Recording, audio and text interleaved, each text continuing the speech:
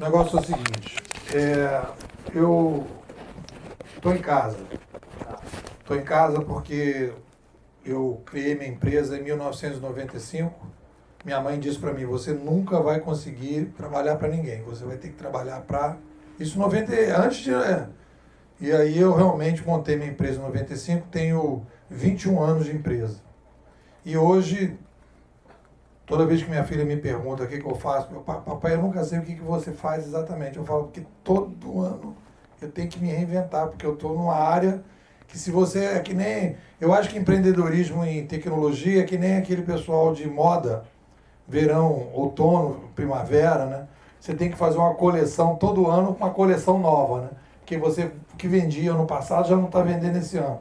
Então é uma coisa que você vai fazendo. Então hoje eu trabalho, tenho a minha empresa, eu estou mais uma vez dando uma outra volta, eu estou me dedicando a capacitação, treinamento, palestra, e eu estou focando muito, e eu vou explicar por quê, a minha nova pegada é mentalidade. Estou estudando, meu próximo livro vai ser Mentalidade 3.0. Eu estou lançando um livro esse ano chamado Administração 3.0 pela editora Alta Books, vai sair agora no segundo semestre. E eu estou há 21 anos tentando entender esse mundo digital para ajudar os meus clientes. Então já fiz site Aquilo, já fiz site a metro, já fiz software Aquilo a metro.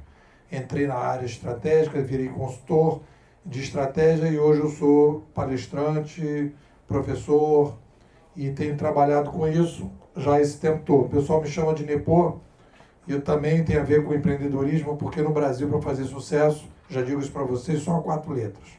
Você vê que é Xuxa, Pelé e Zico. Aí o pessoal fala do Lula. Não, o Lula é a exceção que justifica a regra das quatro letras. Todo mundo me chama de Nepô. Então, o que eu venho falar para vocês? Eu tenho estudado o mundo, o cenário, eu trabalho com cenário e eu tenho me esforçado para entender o cenário que a gente está vivendo. Isso já vai fazer esse tempo todo. E eu digo para vocês que depois desse tempo todo estudando, etc. Nós estamos vivendo um cenário muito complexo. Não é fácil entender o que está acontecendo. Você pode dizer, pô, você está estudando há 21 anos, você é um cara burro.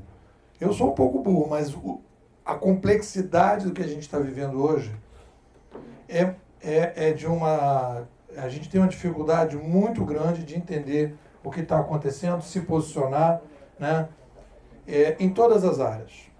Na política, na educação, nos negócios. Nós estamos, já vou começar a fazer um pouco um diagnóstico, nós estamos iniciando o que eu chamo de uma revolução civilizacional. Nós tivemos 3 revoluções civilizacionais parecidas com essa ao longo da história da sociedade humana. 3. É por isso que a gente está brincando de administração 3.0, mundo 3.0, tem uma lógica nisso aí. Educação 3.0. Ah, inclusive, você falar isso, ó, eu vou fazer o seguinte, eu vou fazer um sorteio do livro, esse livro aqui, Educação 3.0, vou fazer o sorteio. Então, se vocês quiserem, eu fiz um formuláriozinho, tá no sorteio.nepo.com.br sorteio.nepo.com.br. Quem entrar lá e preencher o nome e o e-mail, vou sortear o livro no final, vou fazer o sorteio no final. nepo.com.br. Quem não preencher, no final eu vou falar de novo para vocês preencherem. Bom, obrigado por lembrar. Então, olha só.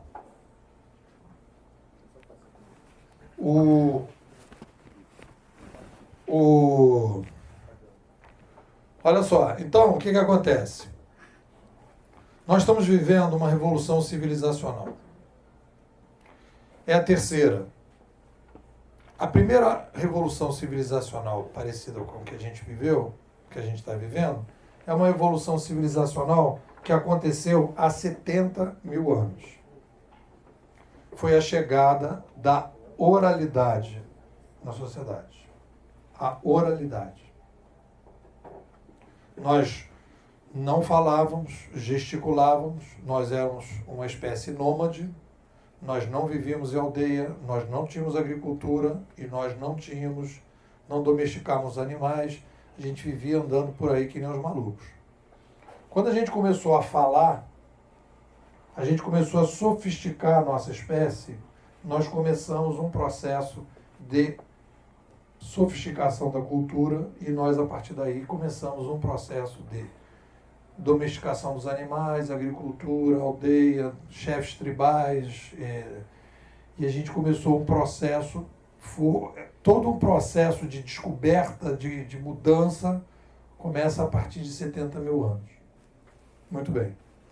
Depois, no segundo momento, conforme a gente foi evoluindo, ou eu prefiro caminhando, porque o ser humano não evolui, ele caminha, né? Nós inventamos a escrita. Isso vai fazer 8 mil anos. Com a chegada da escrita, nós tivemos uma revolução civilizacional fortíssima.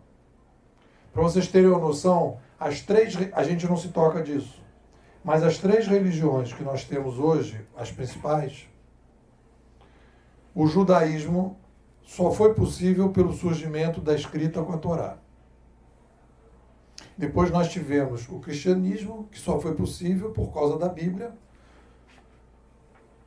E depois o islamismo, que só foi possível com o Alcorão. Todas essas religiões surgiram na sociedade por causa da chegada de uma nova mídia. Estruturaram as religiões e essas religiões foi o que permitiu a gente a sair. Porque antigamente era a briga entre as tribos e as aldeias. Isso que acontece hoje no Brasil, briga tribal entre grupos políticos ou de time de futebol, era uma coisa que acontecia, aquela aldeia brigava com aquela aldeia, brigava com aquela aldeia. Quando as religiões surgiram, as religiões permitiram que a gente pudesse sair das aldeias e começar a ter. Por quê? Porque o cara dizia, não, eu não gosto dessa aldeia, mas ele é cristão, ele é da mesma religião, ele comunga com o mesmo Deus que eu comungo. E aí então a gente começou a criar os impérios, a gente começou a crescer e a gente começou a evoluir. E nós tivemos digamos, a escrita 2.0 com a chegada da revolução da escrita impressa na Europa em 1450, quando a gente começou então todo o processo da sociedade moderna que a gente tem hoje.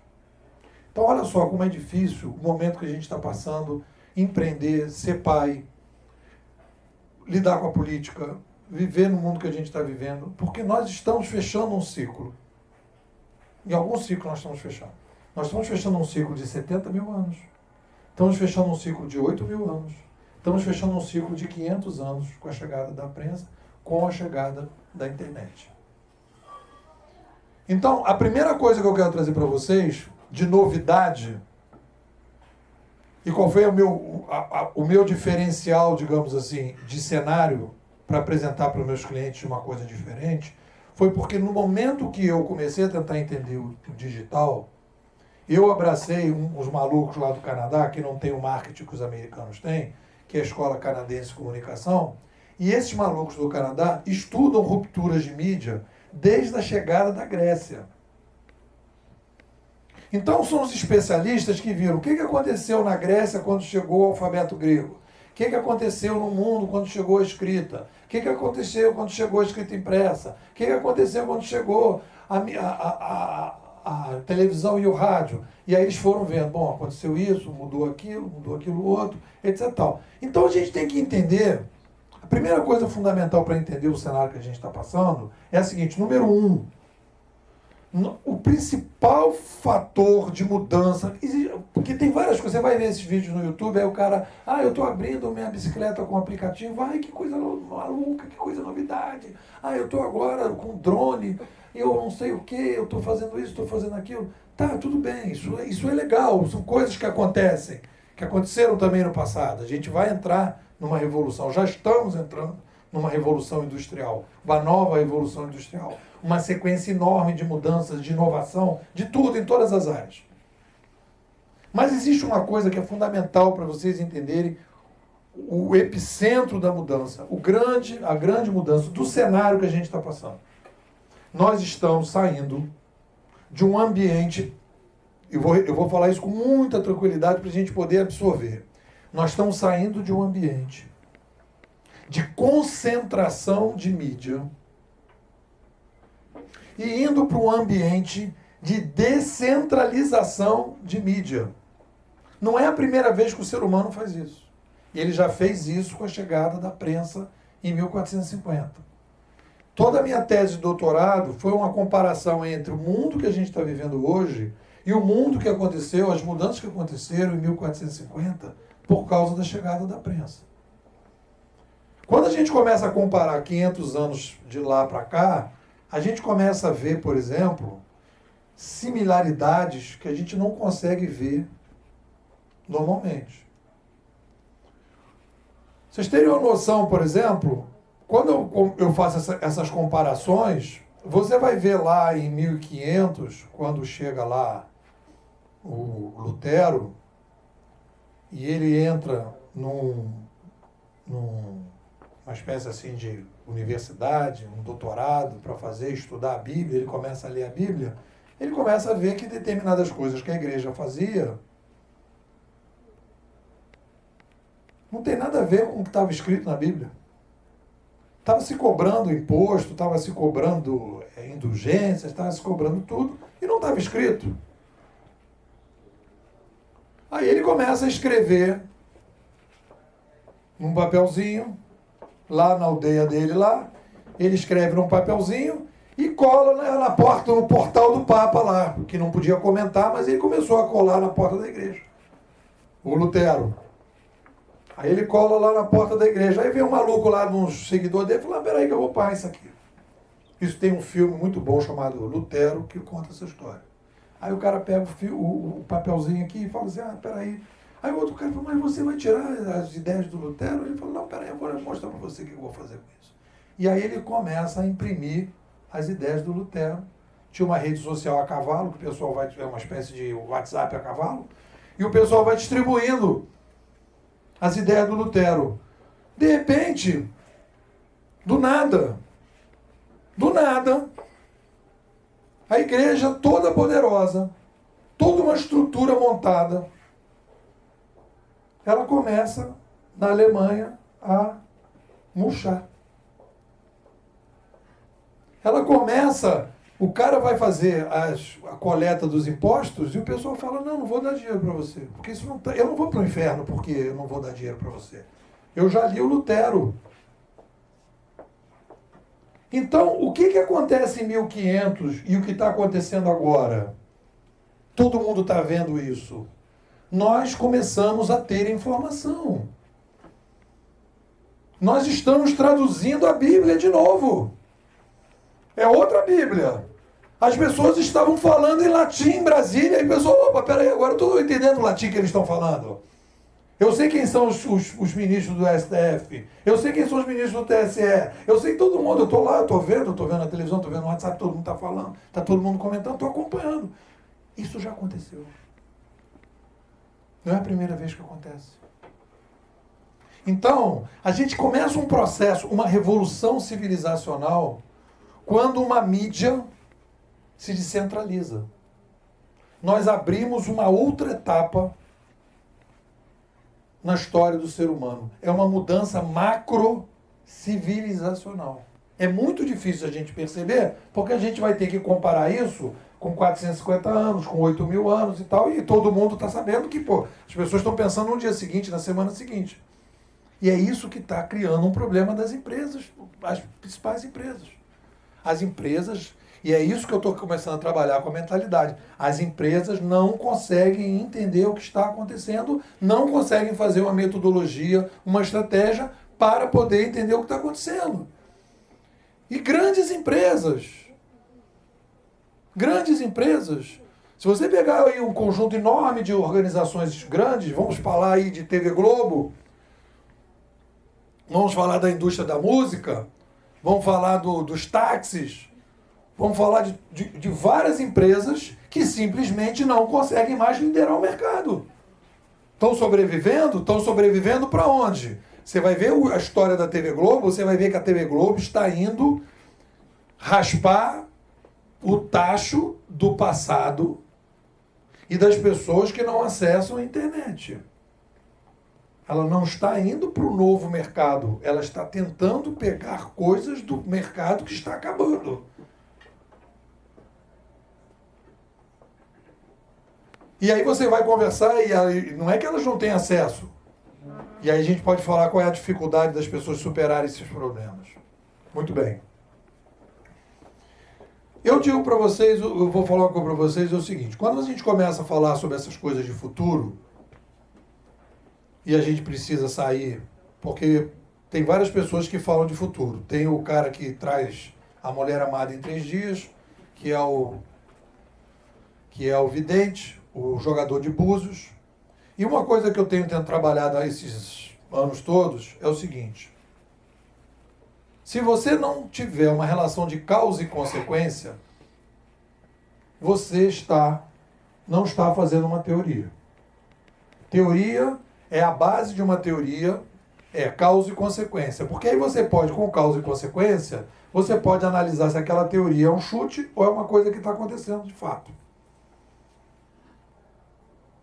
Então, a pergunta que vocês vão me fazer, e vocês vão entender toda a lógica do mundo que a gente está entrando, porque não é complicado. Depois que você vai desenredando o latim, você vai vendo que o negócio não é complicado como a gente imagina. Só que tem que esquentar um pouco a cabeça para chegar na história. Então eu vou apresentar para vocês por que nós estamos fazendo uma revolução civilizacional. Nós não estamos fazendo uma revolução civilizacional porque agora chegou a era de Aquários, nem que os marcianos estão chegando, nem porque as pessoas agora estão vivendo a sociedade, a economia compartilhada e não sei o que exponencial. As pessoas botam os nomes assim e aí já tem as seitas.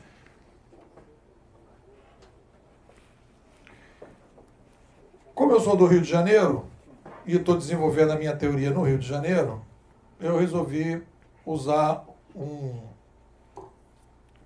local do Rio de Janeiro para desenvolver minha teoria, e eu desenvolvi minha teoria baseado num kitnet de Copacabana. Antigamente, antes do Airbnb, era kitnet, mas depois o pessoal não chama mais de kitnet, é loft ou estúdio, que ninguém aluga kitnet. Eu não vou alugar um kitnet, eu vou para um loft. É isso? Então, eu vou colocar para vocês a situação nesse loft, lá na Praia do Júnior. Todo mundo sabe o que é um loft. Loft é um lugar que você já entra na porta, na janela, mais ou menos. Né? Negócio assim pequeno. Cidadão, sexta-feira à noite, na sexta-feira à noite, tá lá querendo ver o que ele vai fazer no fim de semana. Procurando um programa, o que eu vou fazer esse fim de semana, vai lá. Toca a campainha. Aí ele vai dar aquela olhada no olho mágico, já dá aquela sombra, não dá para dizer que não está em casa. Tá certo? 6 parentes vindo de Niterói para passar o fim de semana em Copacabana. O Guedes me falou, o pessoal de Niterói não gosta muito de WhatsApp, não sei, mas chegou sem avisar. Então são 6 parentes de Niterói chegando nesse fim de semana para passar o fim de semana em Copacabana. Então vão ficar ali na casa no fim de semana. Queria que vocês me falassem assim por alto, quais são os problemas que nós vamos ter que resolver nesse kitnet em Copacabana? Por favor, levantem aí o problema. Lugar para dormir. Horário de banheiro. Espaço, horário de banheiro, logística, o que mais? O que mais? Banheiro, espaço, logística, comida. Hã? Espaço, logística, comida. Tomada para carregar celular. Energia. O que mais? Hã? Limpeza, conflito. Lavar louça, logística. Barulho, ronco é barulho. Então, vamos trabalhar nesse seguinte cenário. Com certeza, esses problemas terão que ser administrados nesse kitnet, sim ou não? Sim. Não tem lógica dizer que não vai ser administrado. Pode sim. Hã? Mas esse pessoal de Niterói agora, esse que é o problema, esse que é o problema. Ainda tem um chaveiro no meio que abre a chave. É. Então, vamos na situação.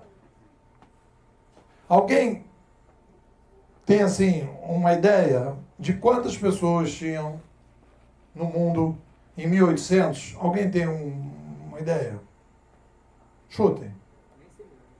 No mundo inteiro. 100 milhões mais para cima.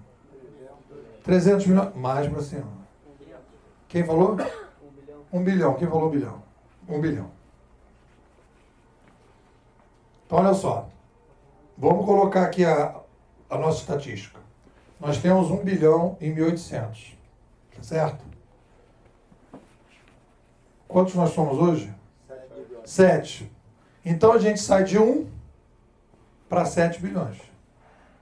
Quais são os problemas que a gente falou, que a gente estava tendo no kitnet? Espaço, energia, logística, alimentação, limpeza, barulho, comida. O pessoal não falou água, mas podia ter falado, né? Falou conflito. Então, olha só uma coisa que não está na nossa cabeça, mas tem que entrar na cabeça da gente. Tem uma coisa aqui dentro dessas minhas descobertas, que não é uma coisa muito complicada, mas você tem que parar para pensar nas coisas simples. Olha só. O ser humano é a única espécie animal que cresce demograficamente.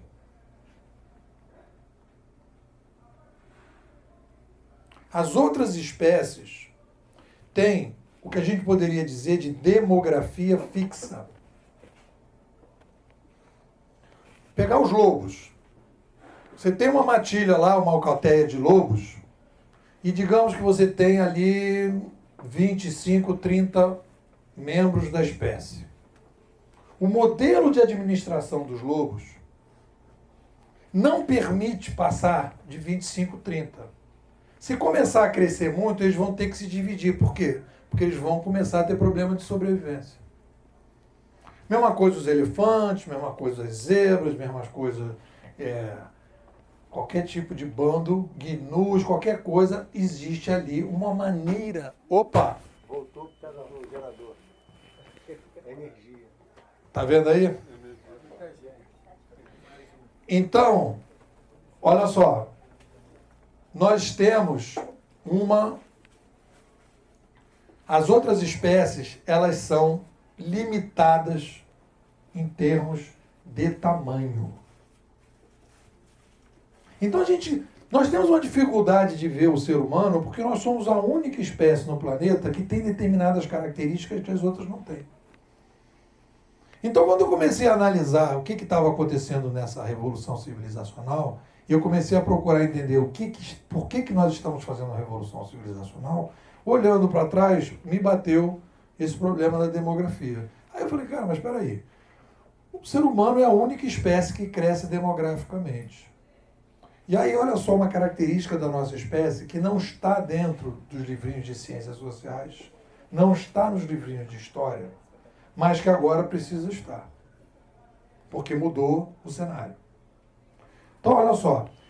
O ser humano, nós estamos começando a falar de uma coisa que a gente chama de filosofia, que é quem é o ser humano.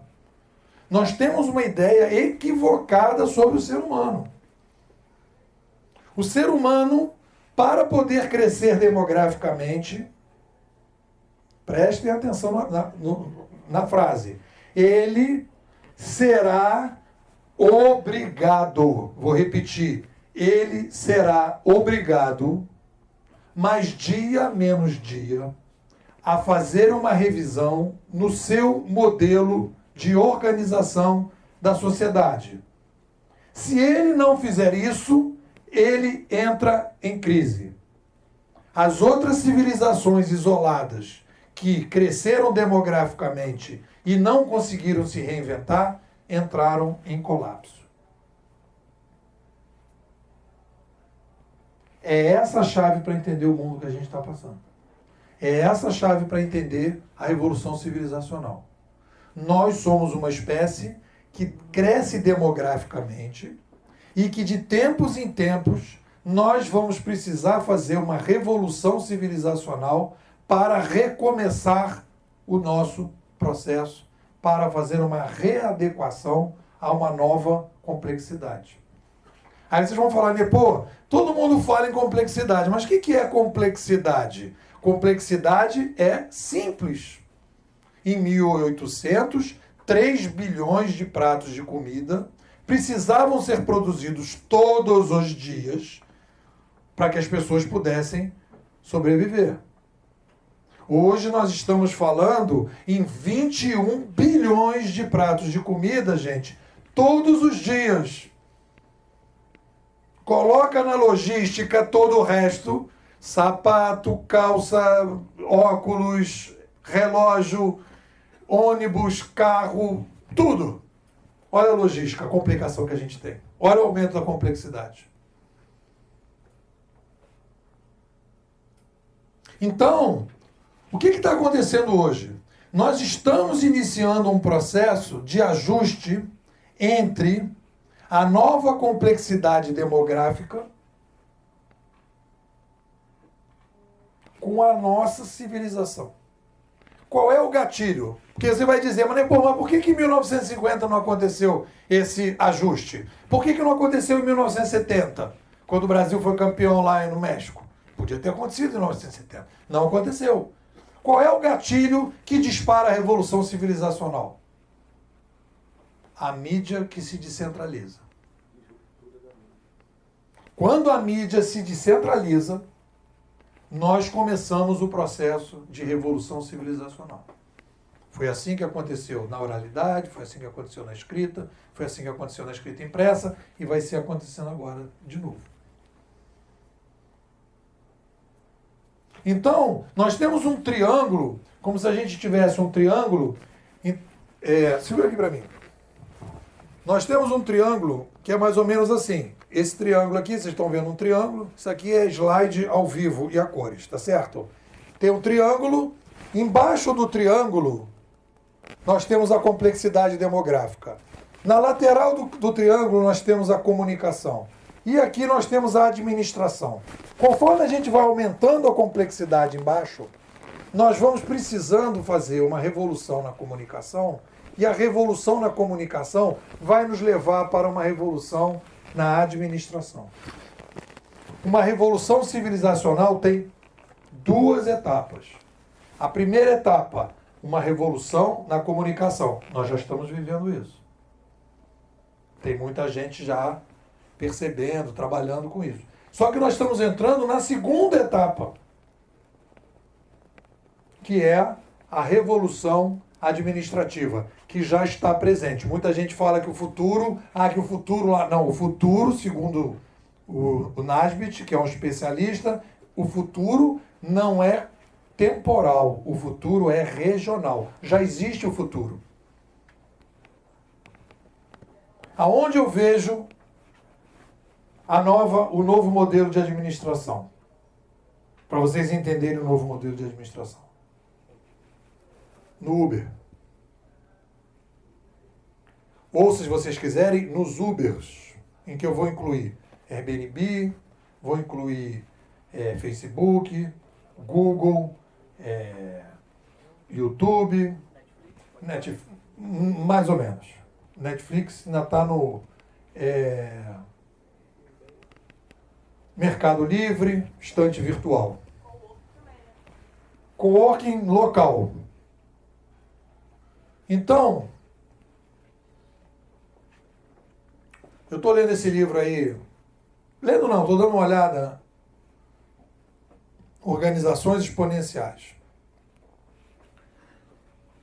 Como é que a gente consegue? E aí que está o desafio. Então eu estou trazendo para vocês o desafio. Eu estou colocando para vocês qual é a equação que tem que ser resolvida pela população, pela civilização. A equação é a seguinte.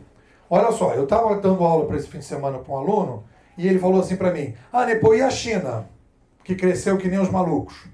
Eu falei, Certo? Boa pergunta. A China realmente cresceu que nem os malucos, 1 bilhão de pessoas e tal.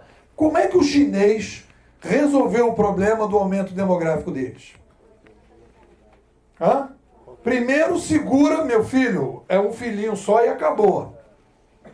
E aqui é o seguinte, ó, todo mundo veste a roupa que quiser, desde que seja cinza. Todo mundo come arroz, desde que seja branco. Não tem essa de arrozinho integral, vou comer aqui um sucrilho no café da manhã. Não, querido, café da manhã, arroz. Almoço, arroz. No jantar, arroz. Por que tem que fazer isso? Massacrar as pessoas para reduzir a taxa de complexidade. Ou seja, a complexidade numérica pode ser trabalhada se você acabar com a qualidade e da diversidade das pessoas. Você vai ter que criar um regime totalitário e abafar as pessoas. Senão você não consegue administrar. O que está acontecendo no mundo hoje?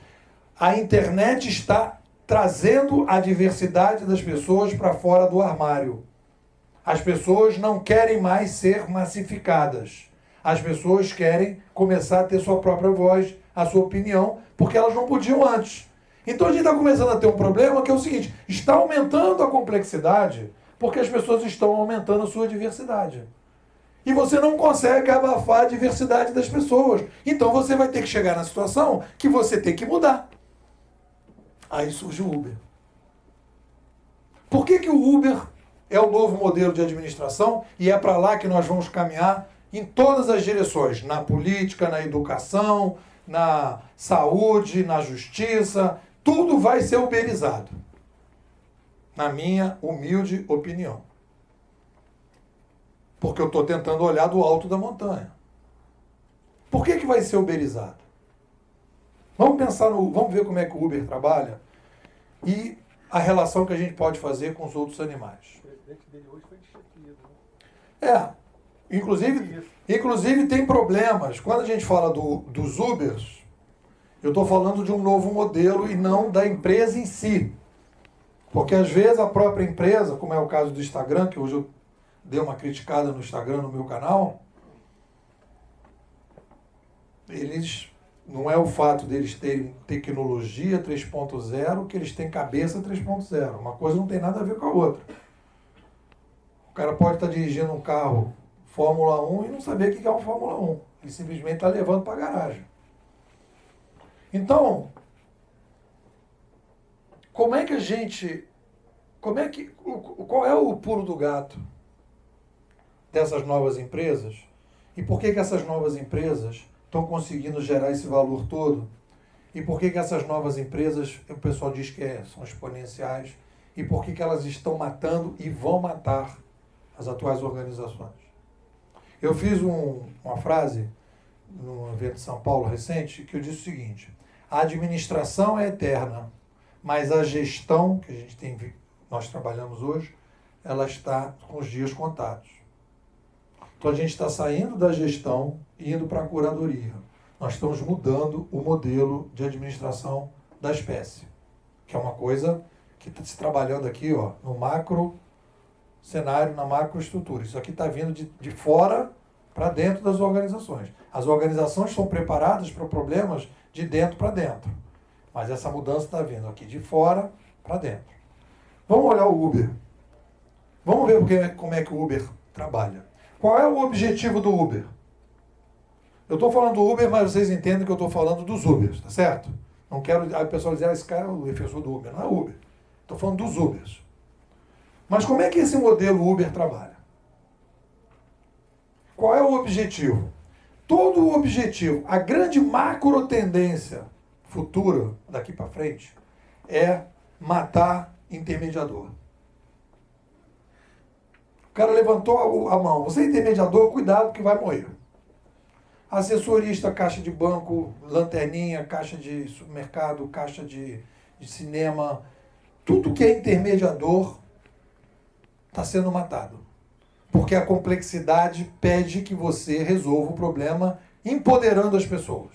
Você vai botar gasolina, você vai no banco, você assume e faz tudo, você vai dando poder para as pessoas para tirar o intermediador, para ganhar escala e para reduzir os seus problemas. Essa é a macro tendência. Já vem acontecendo. Franquia, tudo isso já vem acontecendo, já vem no embalo. Né? Já vem nessa ideia da descentralização, que é um dos caminhos para você lidar com a complexidade. Então, nos Estados Unidos, aqui no Brasil, não tem essa cultura. Mas o cara vai lá, bota a gasolina, paga a gasolina, o cara vai comprar não sei do que, cada um vai pegando. A Amazon agora está inventando um mercado que você pega tudo, vai botando no carrinho, já está com o dinheiro, já vai contando, já vai contabilizando. Tudo vai ser na linha da reintermediação. Tudo bem, isso já está acontecendo, todo mundo... depois isso não é novidade. A grande novidade e a grande dificuldade que a gente vai passar, e essa vai ser...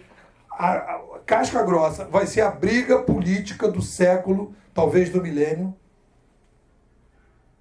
é porque nós vamos matar os gerentes. O Uber vem com a proposta simples, clara, objetiva. Tragam-me os gerentes que eu vou cortar a cabeça de cada um deles. Quantos gerentes tem no Uber? Por favor, vocês sabem? 0. Zero. Aí o cara diz assim, aí outro filho vai dizer, não, mas tem muitos gerentes lá na administração. Tá, tem 5? Para 5 milhões de motoristas? Esquece, não é isso que a gente está falando. Não vai chamar isso de gerente. É um cara lá que faz uma coordenaçãozinha de um troço. Se o cara tem 5 milhões de motoristas, ou 3 milhões, ou 2 milhões, ou 500 mil, e não tem nenhum gerente, não é o modelo que a gente está acostumado. Não é assim que funciona uma empresa hoje tradicional. Botou 50 caras, bota um gerente. Botou 200, bota mais um. Aí bota um chefe embaixo, bota um supervisor, depois vem o estagiário e vamos embora.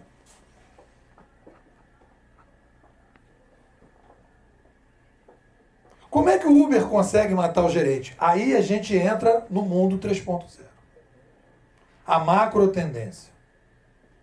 E isso mexe com coisas que estão por trás do fígado das pessoas. Muito difícil da gente mudar numa geração só e vai ter que mudar.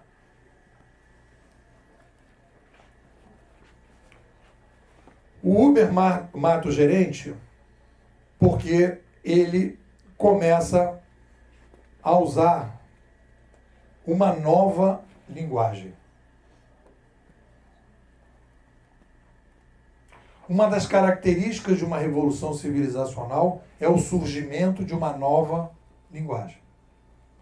Foi assim que a gente foi. Na oralidade surgiu a linguagem oral, depois a linguagem escrita, a linguagem escrita impressa. E agora nós estamos criando a linguagem dos cliques. Aí você vai dizer, não tá de sacanagem. Quer dizer que aquela estrelinha que eu dou para o motorista do Uber é o que vai fazer a grande diferença na sociedade? E aí eu vou dizer para vocês, é isso que vai fazer a grande diferença na sociedade. São as estrelinhas que você dá para o motorista. A gente não se toca disso. Mas olha só o que está acontecendo. Eu acabo com a necessidade de coordenação das pessoas por um gerente. Porque eu passo a fazer toda a coordenação de baixo para cima. Cada passageiro é um microgerente fiscalizando o motorista. E cada motorista é um microcoordenador que está fiscalizando o consumidor. Então eu mato o gerente. Como eu posso matar o gerente? Eu fiz uma matéria na época do negócio que o título era esse, né? A entrevista que fizeram comigo. Matar o gerente. Vamos acabar com o gerente. Tá o título que a menina botou na matéria. Aí eu botei um óculos escuro, um boné para sair na rua. Cadê esse tal de Nepomuceno? Quer matar todo mundo? Eu falei, não. Eu não quero matar o gerente na gestão. Eu não quero matar esses caras agora. Eu não quero matar eles na gestão. Porque se eles estão trabalhando na gestão, eles vão dizer, Nepo, é impossível acabar com o gerente no atual modelo. E eu vou concordar 100% com vocês. Eu não estou falando que a gente vai acabar com o gerente na gestão. Eu estou falando que a gente está criando um novo modelo de administração que permite não ter gerente e é muito melhor o sistema do que o atual modelo dos gerentes. Eu tive 3 anos na Prefeitura do Rio fazendo um trabalho. 3 anos. E nós fizemos lá vários estudos de complexidade e de uberização. Eu vou trazer para vocês um exemplo claro, evidente, do impasse da gestão e da uberização, aplicado a uma prefeitura. Quantos ônibus tem no Rio de Janeiro? Vocês têm noção? Mais ou menos? 10 mil. 10 mil. Quantos fiscais para controlar, para fiscalizar 10 mil ônibus? Chutem, quantos são? 100? 100 mil? 100? 40. Como é que eu resolvo o problema da fiscalização dos ônibus? 10 mil ônibus, 40 fiscais. Esse é o paradoxo da complexidade hoje. Como é que eu resolvo? Eu vou aumentar o número de fiscais dentro da gestão. Eu vou aumentar a fiscal. E aí depois vai chegar no 13º, não vai ter dinheiro para pagar porque não tem dinheiro em caixa. Eu vou botar 200 fiscais. Vai resolver o problema? Os 200 fiscais vão conseguir estar em todos os ônibus? Eles vão conseguir processar, se eles começarem a alimentar a ideia de uma caixinha de sugestão, eles vão conseguir processar, se todo mundo começar a reclamar de todos os ônibus, não vai ter condição de reclamar. Então o que acontece? Não há solução na gestão no Rio de Janeiro. Quando o Índio da Costa, e eu elogiei ele no YouTube, logo quando ele falou que ia uberizar a cidade, eu disse, há 2 anos atrás, no nosso laboratório no Rio de Janeiro, a gente falou que o prefeito ia dizer que ia uberizar a cidade. Qual é a saída para o problema dos ônibus? Eu botar um aplicativo na mão de cada passageiro e eu uberizar as empresas de ônibus. E aí, quando a gente fala em uberizar, aí a gente vai entrar numa discussão mais sofisticada e mais complexa, porque o Uber está acabando com a relação patrão-empregado. Não tem patrão empregado no Uber. Qual é a base da curadoria? Você está na plataforma se você tem 4.7 estrelinha. Querido, não tem 4.7 estrelinha? Bye, bye.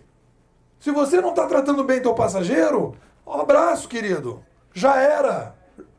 Vai para casa. E se o passageiro está vomitando no carro toda vez que ele sai, tchau, querido. Você não vai mais andar de Uber. Não estou falando que o Uber está fazendo isso. Mas o Cabify e o Mercado Livre, não sei o quê, estão caminhando. E o Airbnb estão caminhando nessa direção.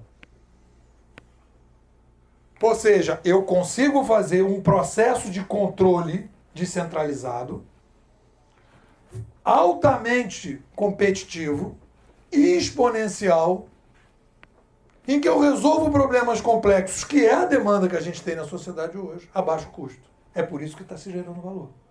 É por isso que está todo mundo aderindo a esse tipo de modelo e as organizações tradicionais não conseguem entender essa passagem da gestão para a curadoria. Elas continuam achando que vão resolver o problema dentro da gestão. É complexo, eu sei que é complexo, mas eu não estou falando que é fácil. Se fosse fácil, né, eu não passava 21 anos estudando, ia fazer outra coisa. Para terminar, para ver se vocês querem perguntar alguma coisa, eu quero aproveitar que falamos aqui de formiga, o Fabiano falou de formiga, vamos falar de formiga. Nós estamos, então, fechando um ciclo em que a gente era mamífero, que a gente imitava o mundo dos mamíferos, e agora nós vamos começar a imitar o mundo das formigas. Quando eu falo isso, de maneira geral, as pessoas me perguntam, depois você está dizendo que a gente vai virar formiga? Eu falei, não, nós já somos formigas. Eu estava em São Paulo, no metrô, cheguei para o cara do lado e falei, meu irmão, o que é isso aqui? Ele falou, isso aqui é engarrafamento de gente. Aí eu falo, o que eu faço? Não, fica parado aí que vai passar. E eu fiquei lá parado, num engarrafamento de gente, não tinha vivido essa experiência ainda. Então, na verdade, a gente já é formiga administrada por tamanduá. O desafio do milênio é a gente ser formiga administrado por formiga. Porque o nosso modelo de administração é de tamanduá. Tudo tem que passar pelo tamanduá. Como é que as formigas funcionam? E é isso que a gente está começando a entrar, e é isso que gera valor, e é isso que pode se empreender, e é isso que tem demanda na sociedade hoje. Então, vamos supor, vou fazer aqui uma apresentação do mundo das formigas, que é a seguinte. Suponhamos que aqui tem um caminho, aqui tem um segundo caminho, e você é o terceiro caminho e eu sou a formiga, tá certo? Passei por aqui, entrei, não tinha nada de comida, passei aqui também, estava caído. Opa, um caminho, comida. Esse prato aqui está cheio de comida. Olha só, comida nesse prato. Um mundo, uma espécie complexa como as formigas, que é o que nós estamos passando agora, em termos de tamanho, se fosse um lobo, ia ficar uivando aqui. Comida! Mas a formiga não. A formiga é outro modelo.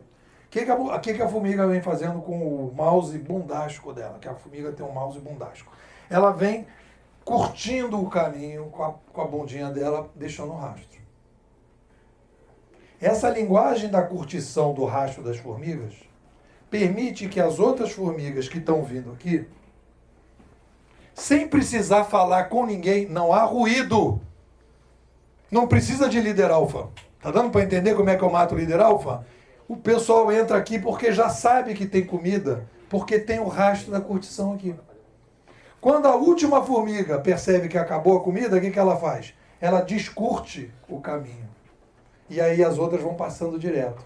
E elas vão se administrando numa nova linguagem compatível com a complexidade das formigas. Está dando para entender a passagem que a gente está passando? Nós vamos fazer isso em todas as áreas. Professor, político, juiz, jornalista, o que você imaginar de intermediário, de alguma forma, vai ser abalroado pela uberização. Eu, de um tempo para cá, vai fazer mais um tempo, eu quando fiz meu livro em 2006, foi o primeiro livro que falou sobre o Web 2.0 no Brasil, eu acreditava que as empresas iam se manter e estava lá propondo de mudar as coisas por dentro das empresas e tal. Em 2013, quando eu lancei meu livro Gestão 3.0, eu percebi que as empresas atuais não vão sobreviver porque a gente estava passando da gestão para a curadoria e apresentei uma metodologia que era a criação de um laboratório fora das empresas para experimentar a curadoria. Tirando, assim, raríssimos clientes, a maior parte dos meus clientes, inclusive o BNDES, tive lá 1 ano com eles, e falou, olha, você é o cara, mas nós não vamos fazer nada disso porque a gente não tem cultura para fazer isso. Eu cheguei à conclusão, muito doida, existe uma coisa chamada mentalidade suicida. Nós estamos vivendo hoje a mentalidade suicida. Você chega para o cara e fala, meu irmão, está aqui o curadoria, está aqui, vai acontecer isso aqui é exponencial, você está perdendo dinheiro, você iria no final do ano para Búzios, depois foi para Iguaba Grande, depois para Iguaba Pequena, agora está indo para Maricá, segundo o prefeito, é a pior cidade do mundo, e você não está mudando. As pessoas não conseguem mudar, os dirigentes das grandes empresas estão pensando no seu bônus de final de ano, não querem mudar, não estão se preocupando que as organizações vão para o espaço. Nós estamos numa sinuca de bico em várias áreas, inclusive na política. A gente está vendo tudo que está acontecendo no Brasil. Existe uma mentalidade, o cara, vendo a Lava Jato, recebe um cidadão na garagem. É uma mentalidade, o cara não consegue, é quase como se fosse um alcoólatra que não pode ver bebida. Essa mentalidade está entranhada nas pessoas. E eu tenho percebido, e é esse o esforço que eu quero começar a fazer, que é o seguinte, o grande desafio é superar essa mentalidade. Eu já desisti de ir para as empresas grandes, fazer mudança lá. Não vou mudar nada, eu vou mudar pessoas, e o que as pessoas puderem fazer, elas, com a família delas, na vida delas, nas suas microempresas, etc. Eu já estou satisfeito. Porque eu cansei de ficar batendo com gente que não quer. Obrigado.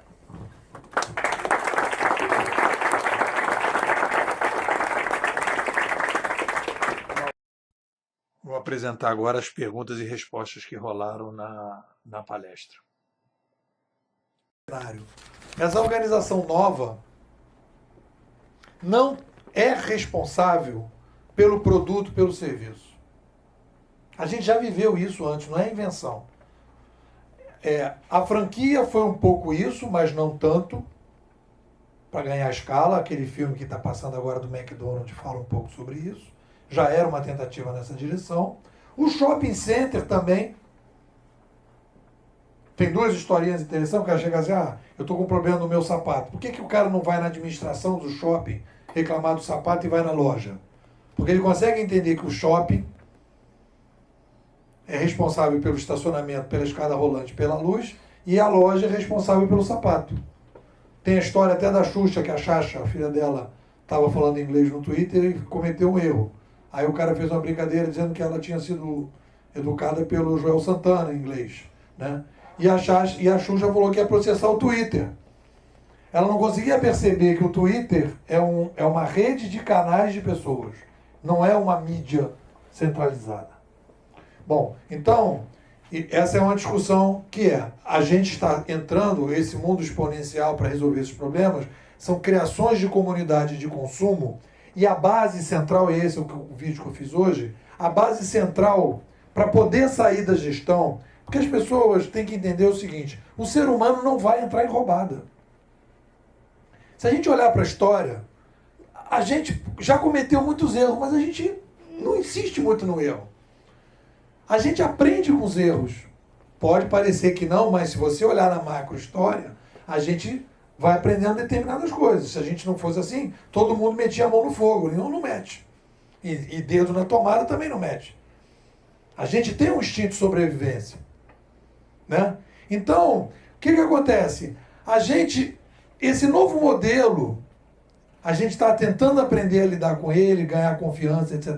Tem uma coisa para a gente poder confiar nisso, que é fundamental, que é estruturante, é que o índice de reputação das pessoas e das coisas não pode ser alterado. Eu não posso ter um motorista do Uber que ganhou 4,5 estrelas ou 4,3 e ter um robô aumentando a nota do motorista. Porque eu vou botar minha filha naquele carro e eu não quero um motorista que está ganhando nota 3,5, que eu não sei o que ele está fazendo com as pessoas. Acabou o Uber se ele fizer isso. Eu só posso trocar a gestão pela curadoria se houver certeza absoluta de confiança nas estrelinhas. Mas as eleições até são todas alteradas, se altera a eleição... Não, então o que eu estou te falando é o seguinte, então qual é a crise que já existe? O Uber, para competir, ele começou a não mandar mais os motoristas menos 4,7 para sair, e o Instagram resolveu inventar que os robôs podem curtir você. Eu pego lá um robô na China e saio curtindo todo mundo. Tu bota uma foto lá da tua filha, maravilhoso. O cara já no meio da madrugada, adorei a foto da sua filha. Ou adorei o que você colocou. Não vai falar aqui porque não viu. Então, tô seguindo você. Tô seguindo ele. Aí de noite, não tô mais seguindo você, não tô mais seguindo ele, porque ele já ganhou lá o número X. Aí você tem um cara lá no Instagram que tem 5 fotos horrorosas e tem 30 mil seguidores. E tem um cara que é um fotógrafo espetacular que tem 500. Você começa a ver que a plataforma está totalmente desvirtuada. Matou o mundo 3.0. Isso não é curadoria. Isso é prostituição da curadoria.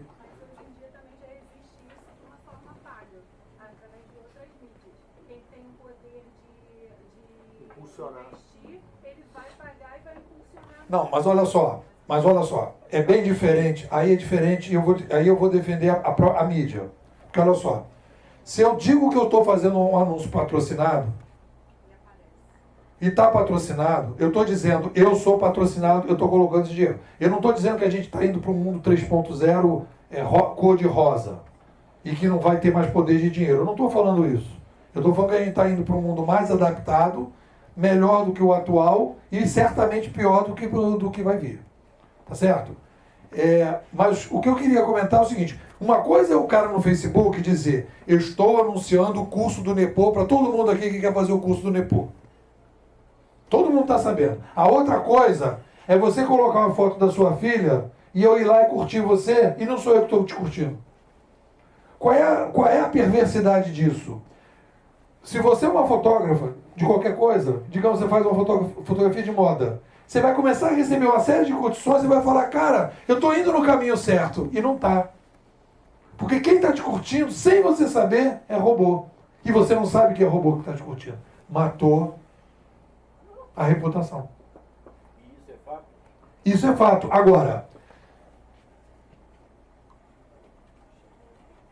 no Instagram está acontecendo isso, já soube que o YouTube está fazendo alguma coisa. Agora, se o Airbnb, eu alugo casa em Teresópolis, se o Airbnb começar a alterar a reputação, acabou o Airbnb. É o grande problema do nosso país, né? E acho que da humanidade. É o famoso jeitinho para tudo. A ideia é perfeita, né?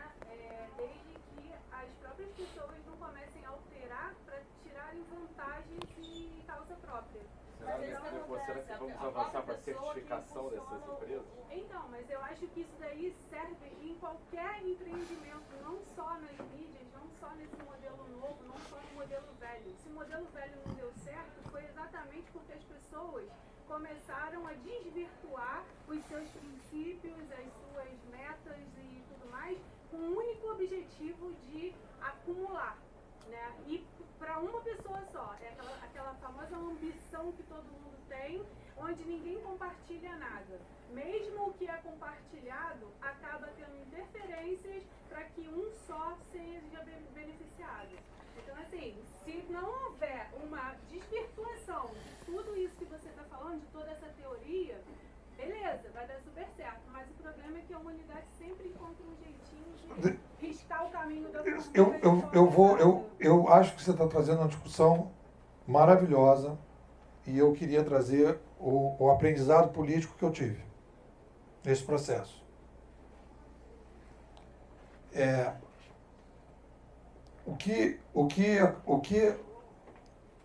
Olha só, o problema não é o ser humano, ele é, por natureza, o ser humano é ele, as pessoas falam de egoísmo, mas eu gosto de falar de individualismo. As pessoas confundem duas coisas que são diferentes, egoísmo com individualismo. Todo mundo tem que ser individualista porque todo mundo tem que se virar e chegar no final do mês com algum dinheiro. Eu tenho que pensar na forma que eu vou ganhar meu dinheiro, senão eu não chego no final do mês. Isso não é egoísmo. Isso faz parte do jogo. Tá certo?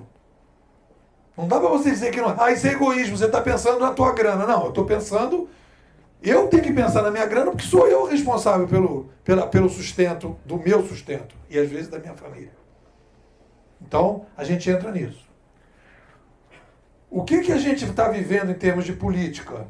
Nós vamos viver um macrociclo liberal. O que é esse macrociclo liberal? Quando a gente criou a sociedade moderna, nós vivíamos sob o regime da monarquia, escravidão, feudalismo. Nós fomos para república,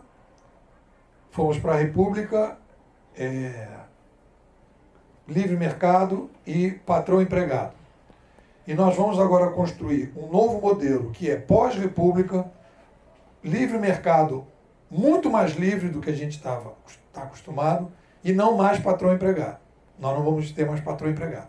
Então isso que você está falando, como é que a gente resolve o problema do Instagram? Eu ia até, é uma continuidade do vídeo que eu achei que estava longo, eu tirei. Aí você fala, vai certificar? Não, não vai certificar. O que vai garantir que isto não vai acontecer? E o que garante que as pessoas não possam transformar individualismo em egoísmo? Porque o individualismo existe. Egoísmo é outra coisa. Livre mercado. Nós vamos viver o maior movimento que vai acontecer no Brasil e no mundo, é o renascimento do movimento liberal. Mas não é o pessoal chama de neoliberal, que é a concentração que aconteceu no século passado, que aquilo foi mercantilismo, em função da mídia concentrada. Todo esse movimento de uberização vai se refletir na política, no livre mercado. Então, o Instagram pode fazer o que ele quiser, desde que ele não impeça que surjam novos Instagrams. Porque vão ter empreendedores que vão dizer, Ah, está fazendo isso? É uma oportunidade para mim criar um Instagram novo. E aí eu vou criar um novo Instagram dizendo, ó, no meu Instagram não tem robô. O Snapchat já não seria Uma tentativa. Então, as pessoas vão migrar. Eu lembro a vocês que o Brasil era Orkut desde criancinha. Um belo dia apareceu o Facebook e acabou o Orkut. Não foi? Então, eu acho que a gente está caminhando. Uma das coisas que eu percebo, e que inclusive o Airbnb, eu sou anfitrião no Airbnb, eles mandaram uma mensagem, e o Cabify também está fazendo isso. Eles estão começando a ver a crise que está acontecendo, e é uma crise real, na briga entre os motoristas do Uber contra o Uber. Teve uma crise dos sebos contra a estante virtual. Porque a gente tem um modelo que deveria ser descentralizado, distribuído, mas o poder está centralizado. Então é um conflito entre essas duas coisas. O Airbnb está tentando resolver esse conflito. Aí eu vou falar uma coisa para vocês, um pouco mais sofisticada ainda. Que é, digamos, o 4.0, que é mais além, ou 3.5. É a chegada do Bitcoin. O Bitcoin é uma moeda distribuída, em que não é feita por nenhum país, que acaba totalmente com o mercado financeiro. A coisa do Bitcoin é tão estranha e tão nova, que é o seguinte, o Bitcoin foi criado por um maluco, que o cara botou um pseudônimo, e lançou o ecossistema do Bitcoin, como se fosse um Napster. Tudo é distribuído. Olha só que coisa interessante. Como é distribuído, ninguém pode mudar o sistema. Porque ninguém tem controle do sistema. Não é o Uber que tem uma plataforma centralizada. O Bitcoin não tem centralização nenhuma. Tem um cara que inventou e distribuiu, como se fosse Deus. Deus inventou, distribuiu. Ora, as regras são essas, o modelo é esse, fica aí. Sabe como é que as pessoas estão se reinventando nesse processo? Criaram uma outra coisa, um Bitcoin, um novo Bitcoin, e as pessoas migram para esse novo Bitcoin. Você não vai me alterar aqui, porque você já não consegue mais alterar aqui. Então eu acredito que as plataformas, essas plataformas, Uber, não sei o quê, tenderão a caminhar para uma coisa mais distribuída, matando inclusive o centro. Eu não estou falando semana que vem. Eu estou falando isso como macro tendência. E essas ideias que os caras têm, no momento que você tiver uma plataforma que tiver robô e tal, cara, não, eu não vou entrar nessa plataforma e vou esperar uma outra plataforma. Tem mais perguntas lá, Nico? Vamos lá, nós temos 5 minutos para acabar as perguntas. Vamos lá, Zé.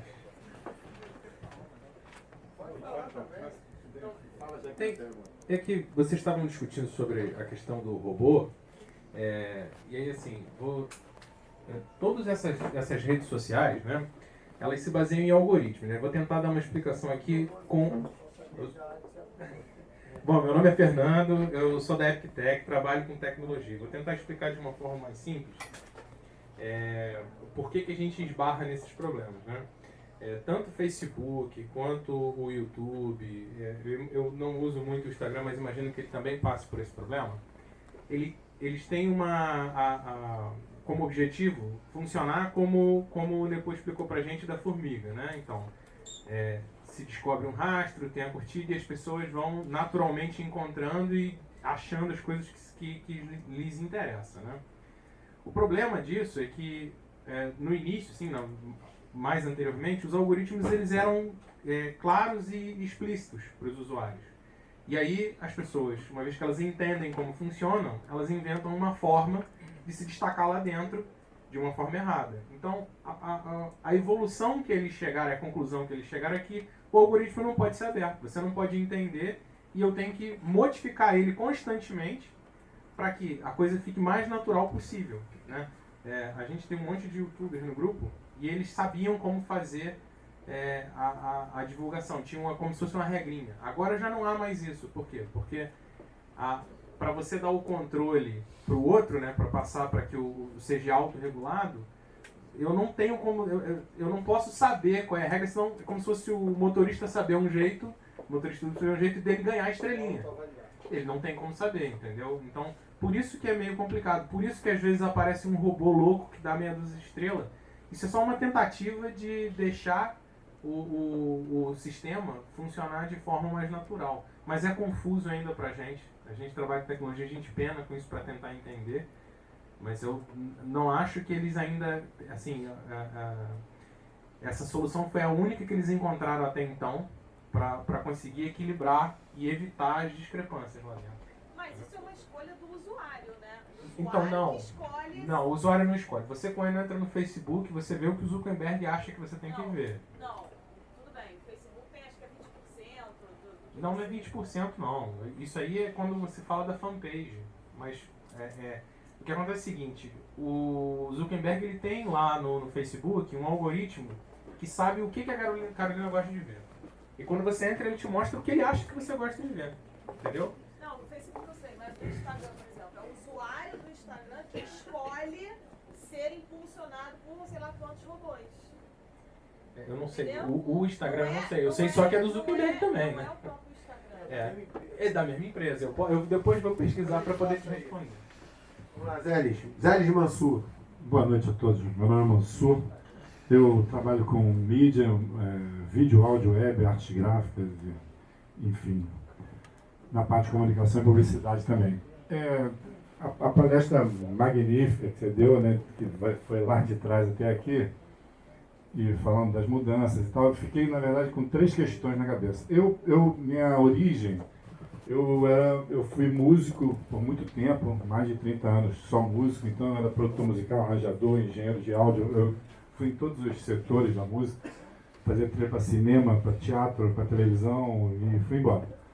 Mas com o mercado fonográfico, como você mesmo que falou, né, comentou, que quebrou exatamente por causa da globalização, e eu percebi, no primeiro dia que eu vi um computador de torre prensar um CD, eu vi que a música ia acabar ali. Naquele momento eu vi que a música ia acabar ali. E acabar o formato, como você disse, né? E eu parti para outras... para não ficar ali naquele impasse, eu sempre gostei muito de informática, sempre gostei muito de mídia de forma geral, e eu parti para outros segmentos. Então hoje eu sou editor de vídeos, faço computação gráfica, faço computação em 3D, faço fotografia, trabalhei no Projac durante 6 anos, fiz muitos cursos lá em todas as áreas de mídia. Então eu percebi assim, o mundo hoje, para quem é muito segmentado, causa uma certa restrição, né, pelo achatar, pela quantidade de gente chegando, pela disputa de mercado e tal. E eu achei que se eu abrisse esse leque, se eu virasse um pouco polvo, né, para todos os lados da mídia, que eu sempre gostei, eu sou muito aberto nesse sentido. Na música mesmo eu toco vários instrumentos, eu nunca fui muito parado num setor só. Eu achei que eu abrindo esse leque poderia ter mais possibilidades, e foi o que aconteceu, na verdade, na minha vida. Ok, estou dando essa introdução, perguntando nesse sentido, o quanto a pessoa que quer se reinventar, vale a pena se expandir nesse sentido, né? Porque os resultados nesse sentido. Ok, você falou sobre a questão, dentro de tudo que você falou, eu percebi o seguinte, de 1 bilhão para 7 bilhões, com essa explosão demográfica toda e tal,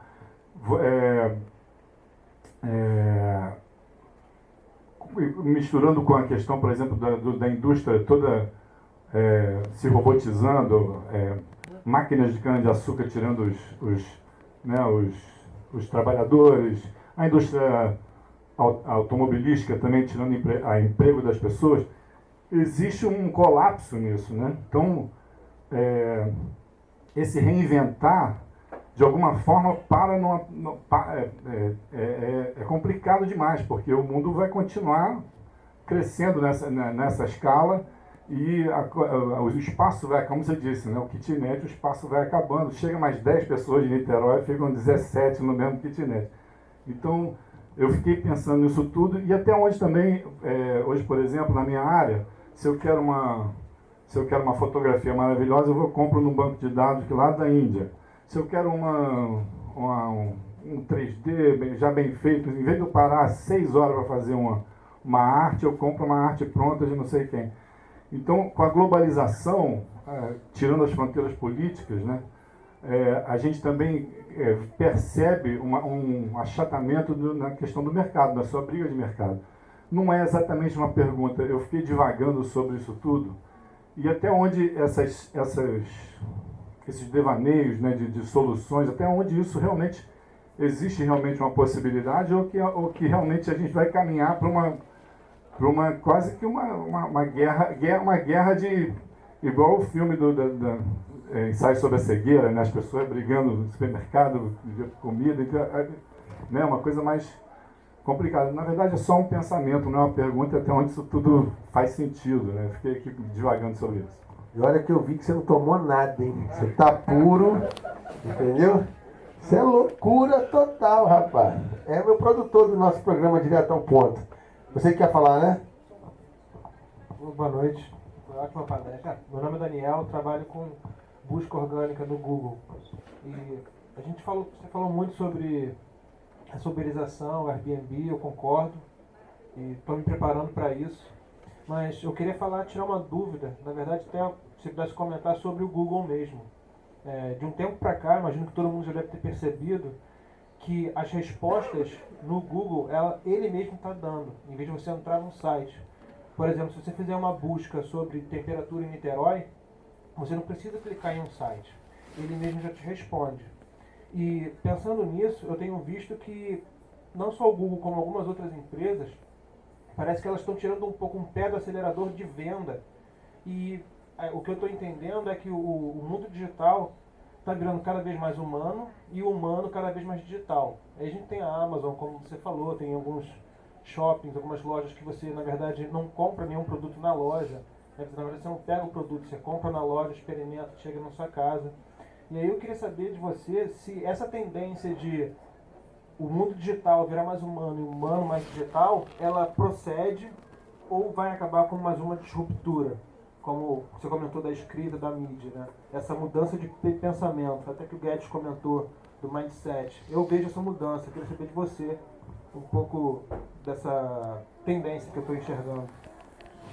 Bem, gente, ó, são várias colocações, eu vou pedir o Nepô para ser breve, sucinto, já deixando aí um convite para o próximo aí nesse ano que vai acontecer, e dizer que nós vamos para a apresentação, porque já são 10h05, a casa também quer servir aí, tem gente com fome, que é o nosso caso, né? E a gente vai agora então pedir o Nepô para dar celeridade e a gente vai entrar aí nas apresentações. Bom, tem a parte inicial do meu livro, eu tento mostrar que o ser humano é uma tecnoespécie. Isso é um erro grosseiro que a gente comete. Tem uma área na filosofia, que chama Filosofia da Tecnologia, que a gente não se vê como uma tecnoespécie. Eu até tenho uma brincadeira de uma menina que diz que é natureba, né? Eu vou ter minha casinha em Mauá, eu sou natureba. Eu falo, mas como é que você vai para sua casinha em Mauá? Vou de jipe. Eu falo, não, jipe não. Mas então eu vou pelada. Tudo bem, vai pelada, mas pelo meio do mato. E não pode passar pomada se for de cavalo. Porque as pessoas acham que tecnologia é nova. Tecnologia velha já não é tecnologia. E isso que muda as coisas. Então, da tua pergunta, o que eu acho que é interessante é o seguinte. Nós estamos fazendo uma mutação da espécie. Nós vivemos uma bolha, nós não vivemos na ecologia, nós vivemos na tecnoecologia. Então nós estamos nos mudando. Está havendo uma mutação. E o que acontece? Vou falar para vocês, reconhecendo aqui o meu grande erro nos últimos 10 anos. E talvez o grande erro que muita gente está cometendo nesse mundo digital. As pessoas não vão conseguir se acostumar como elas estão achando. Essa aceleração toda que todo mundo está falando, que vai acontecer, na minha opinião, não vai acontecer com essa velocidade. E não é porque não tem tecnologia, não sei o quê. As pessoas não estão conseguindo acompanhar. O trabalho que eu estou tentando me dedicar agora é ajudar as pessoas a poder acompanhar o máximo possível. Mas tem um limite. Vocês estão ouvindo tudo que eu falei aqui? Vocês falam, isso aí que está falando tem lógica, etc. Tal. Amanhã o dia a dia vai pegar, você vai... Entendeu? Não tem como incorporar. A gente vive na micro-história E nós estamos fazendo uma mudança macro-histórica. Está dando para entender a dificuldade? Nós somos a primeira geração de uma mudança radical. Nós estamos fechando um ciclo de 70 mil anos. Nós estamos jogando fora o líder alfa. Você sabe o que é isso para uma espécie? Nós estamos pegando uma maneira de pensar, de organizar a sociedade, que tinha um líder alfa, e terminando com isso. Não é fácil. Então a gente vai ter... Agora, o que acontece? A gente não pode ter também, bom, já que não vai rolar nada, eu vou ficar na minha e vou ficar esperando. Porque você não sabe o que vai acontecer no teu setor. Então você tem que ter o que eu chamo de bimodal, você tem que trabalhar. Então isso que você está falando, eu acho que essa tendência vai existir bastante. As pessoas vão começar a se dar conta de que vão ter que abraçar, né? Vão ter que humanizar o Instagram. Não dá para você virar um robô. As pessoas, que no fundo o que está acontecendo é o seguinte, as pessoas querem felicidade. E o objetivo principal é aumentar a taxa de felicidade que ficou muito baixa no século passado. E é isso um pouco que ele estava fazendo aquela questão que ele colocou para fechar, ele estava fazendo essa questão. Ele é uma pessoa multitarefa, filmando, multitarefa, Mansur, multitarefa, etc. Papá. Cada um é uma coisa. A gente tem um conceito de felicidade genérico, e todo mundo é feliz com 3 pontinhos. Cada um vai procurar a sua felicidade. Porque agora a gente está começando a ter mais espaço. É isso que a gente pode vender. É isso que vai dar dinheiro. É isso que é o negócio. Cerveja artesanal, não sei o que orgânico, não sei o que lá, remédio homeopático com frutas vermelhas, remédio homeopático com frutas verdes, remédio homeopático para pessoas idosas, remédio homeopático para pessoas novas, entendeu? Com bolinha, sem bolinha.